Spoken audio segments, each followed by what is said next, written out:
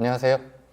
사부작입니다. 오늘 하고 싶은 얘기는 제 경험을 바탕으로 한 미래의 예측을 한번 해보려고 합니다. 바로 단통법이 폐지된다는 이야기를 듣고 약간 향수에 젖어서 옛 추억을 한번 떠올려 봤는데 제가 두 번째 회사가 펜텍에 있었어요. 그때 당시에 베가레이서를 만들던 엔지니어였고요. 베가 시리즈가 생각보다 판매량이 꽤 있었습니다.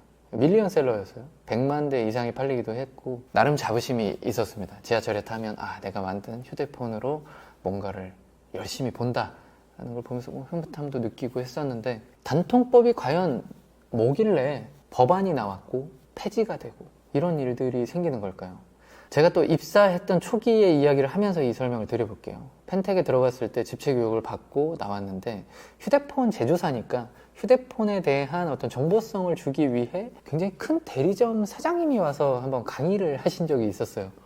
그분이 그런 얘기를 했었습니다. 칠판에 휴대폰 유통 가격 딱 적어놓고, 우리나라에서 가장 복잡한 가격 구조를 가진 제품이 핸드폰이다. 굉장히 복잡한 역학관계가 얽혀있다. 그리고 이 가격은 모든 대리점이 또 다르다. 그게 왜 그럴까요? 계약하는 과정에서의 리베이트가 천차만별인 거예요. 통신사에서 주는 것도 있고 제조사에서 주는 것도 있고 하다 보니까 이 휴대폰을 구매하는 사람한테까지 전달될 때 거치는 과정이 정말 많았던 거죠. 근데 그랬기 때문에 공짜 폰도 있었고 버스 폰도 있었고 각종 닉네임이 붙은 폰들이 있었어요. 자, 여기에는 반대급부로 호갱을 당했다라고 이야기를 할 수 있을 정도로 더 비싸게, 누구는 10만원 주고 산 걸 난 100만원 주고 사고, 이런 제품들이 나오다 보니까 상대적인 박탈감을 느끼는 일들이 많이 생겨났었죠. 이거를 이제 제안을 했던 거예요. 야, 정찰제를 시행해. 인 것처럼 보조금 주지 마. 더 싸게 못 사게 해. 이거 좀 약간 이상하지 않나요? 단통법이 폐지가 되면 어떤 일들이 일어나게 될까요? 옛날처럼 그런 무한 경쟁에 일단 문이 열리는 겁니다. 제조사, 통신사가 보조금을 주고 많은 분들이 혜택을 받을 수도 있겠죠. 근데 옛날처럼 그런 무한 경쟁이 열릴지는 또 지켜봐야 알기는 해요. 그들이 출혈 경쟁을 할 것이냐? 저는 근데 무조건 할 거라고 봅니다. 개인적으로는. 1등 통신사가 어디죠? SKT죠. 불변일 겁니다. 2위와 3위는 엎치락 뒤치락 할 여지가 있어요. 최근에 기사를 보다 보니까 LG가 23년 4분기에 성장을 해서 KT보다 가입자 수가 많아졌다 라는 기사가 나오자마자 KT에서 발끈해가지고 반박 기사를 냈어요. 야, 이거는 LG에서 IoT 관련된 기기들 회선을 다 합쳐서 그렇다. 개인이 사용하고 있는 회선 수로만 따지면 아직 우리가 2등이다. 2위를 차지하려는 자, 2위를 지키려는 자, 자존심 싸움을 하고 있습니다. 그래도 KT가 SKT한테는 늘 내가 밀리지만 야, 2등은 나야 라고 늘 말해왔었는데, LG가 턱밑까지 쫓아왔고 만약에 LG가 2등을 한번 뺏어보려고 보조금을 확 풀었다. 그러면 이제 KT 가만 안 있겠죠. 뺏기지 않기 위해서 뭔가 노력을 할 겁니다. 불이 붙을 거라고 생각해요. 그러다가 SK에서 빠져나가는 고객이 너무 많은 것 같다? 그럼 SK도 가만히 있지 않겠죠. 시간의 문제일 뿐이지 분명 경쟁은 일어날 거라고 생각합니다. 자, 그러면 경쟁이 일어나는 것까지도 기정사실이라고 보고 또 생각을 해볼게요. 예전처럼 그렇게 격차가 많이 나는 구매자들이 나올 거냐? 여전히 그럴 수 있다고 생각합니다.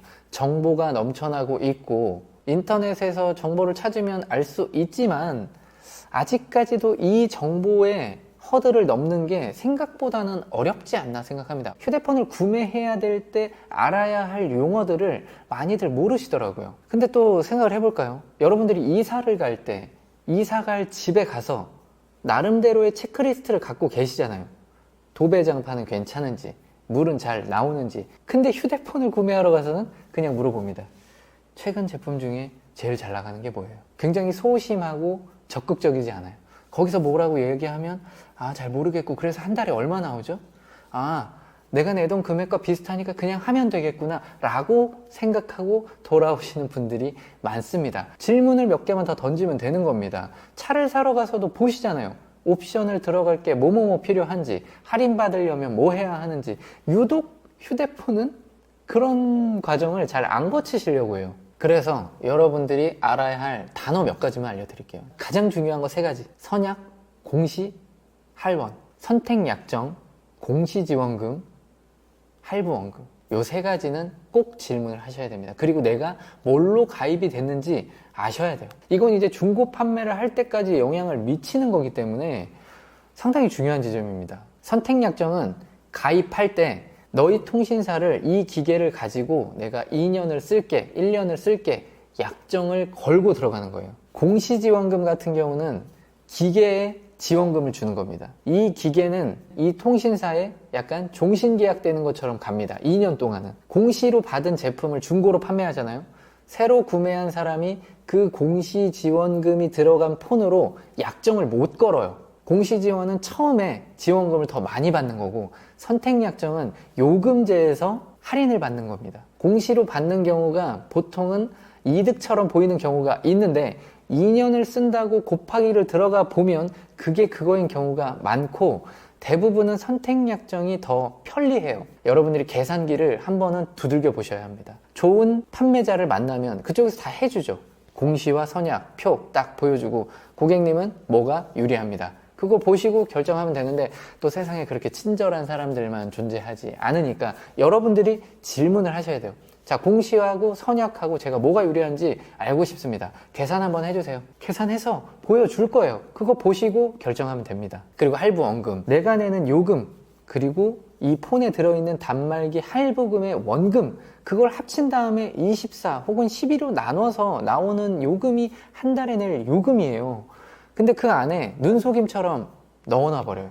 막 카드도 써야 되고 막 뭐 조건을 막 붙여요. 그래서 지금 8만 원 내, 똑같이 8만 원 내게 해줄게. 그런데 나중에 보니까 24개월 아니고 36개월 들어가 있고, 할부 원금 막 그대로 다 들어가 있고, 지원금 주는 척 해놓고, 이런 경우가 많습니다. 꼭 확인해야 될 거, 공시로 개통하는지 선약으로 개통하는지 물어보시고, 뭐가 더 유리한지, 할부 원금이 얼마인지 꼭 체크하세요. 출고가 대비해서 할인이 얼만큼 들어가서 내가 내야 될 단말기 대금이 얼마인지 그거를 꼭 확인하셔야 됩니다. 이것만 확인을 하셔도 상대방이 이 친구 그래도 기본 개념은 있네, 너무 눈탱이 치면 안 되겠다 라고 생각하고 적당히 해줍니다. 자, 그리고 여러분들이 휴대폰을 통신사를 통해서 구매할 때 직영점이 있고요, 대리점이 있고요, 휴대폰 판매점이 있어요. 이게 차이가 더 큽니다. 직영점에 가시면 큰 혜택은 없을 거예요. 뭐 리베이트라든지 단통법이 폐지되고 나서도 직영점에서 리베이트를 대놓고 줄 수는 없을 겁니다. 눈탱이 맞을 경우는 없을 거예요. 그곳은 그냥 통신사 전용 U+, KT, SKT 각 통신사 서비스만 이용할 수 있는 곳, 그 중에서 좀 큰 곳, 직영점이라고 생각을 하시면 되고요. 일반 대리점, 거기는 이제 사장이 따로 있는 거예요. U+ 직원, SKT 직원이 아니고 개인샵이라고 생각하시면 돼요. 각각의 통신사 서비스만 있기 때문에 변수는 상대적으로 적습니다. 여러분들이 굉장히 싸게 구매할 수 있는 성지는 모든 통신사를 아우를 수 있는 휴대폰 판매점이에요. 3사 마크가 다 들어있는 곳에 가시는 게 눈탱이 맞을 수도 있지만 저렴하게 구매할 수 있는 확률도 상당히 높아요. 거기에 가서 제가 지금 말씀드렸던 이런 세 가지를 체크하시면 서비스를 어느 정도 체크하실 수도 있고, 그리고 이곳에 가야 번호 이동에 대한 혜택도 다 같이 조회를 할 수가 있어요. 단통법이 생기면서 자급제 폰의 수요가 굉장히 폭발적으로 증가했고, 많은 분들이 통신사보다는 자급제 폰을 사서 그냥 난 알뜰폰으로 넘어갈래, 아니면 기존에 쓰던 서비스를 그대로 이용하고 싶어 라고 생각하시는 분들이 꽤 많이 늘어났습니다. 분명 합리적인 소비였다고 생각합니다. 자, 그런데 앞으로는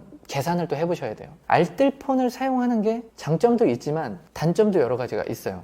장기 사용, 결합 할인 등등을 계산했을 때 토탈을 보면 메이저 3사를 사용하는 게 같거나 좀 나을 수도 있어요. 멤버십도 큰 의미는 없지만 사용할 수도 있고, 부모님 댁, 우리 집, 자녀 집이랑 같이 TV, 인터넷, 전화, 회선을 다 묶으면 할인되는 금액도 생각보다 크기 때문에 이런 것들을 다 따져보셔야 돼요. 2년, 3년마다 인터넷, TV 약정을 새로 했을 때 지급받게 되는 돈들도 적지 않아요. 알뜰폰을 쓰면서 지역망을 사용하는 게 더 유리할 수도 있지만 토탈로 계산을 했을 때는 묶여있는 게 나을 수도 있다는 얘기예요. 통신사 간의 번호 이동 혜택이 커진다고 할 때는 이러한 혜택이 더 부각될 수가 있어요. 자급제가 무조건 답이 아니라는 점. 그냥 마음은 더 편할 수 있겠지만 혜택적인 측면을 저는 한 번쯤 이제는 따져보셔도 좋지 않을까 생각이 들어요. 자, 제가 번호이동 얘기를 했는데 앞서 말씀드렸던 선약, 공시의 개념과 번호이동은 다른 개념이에요.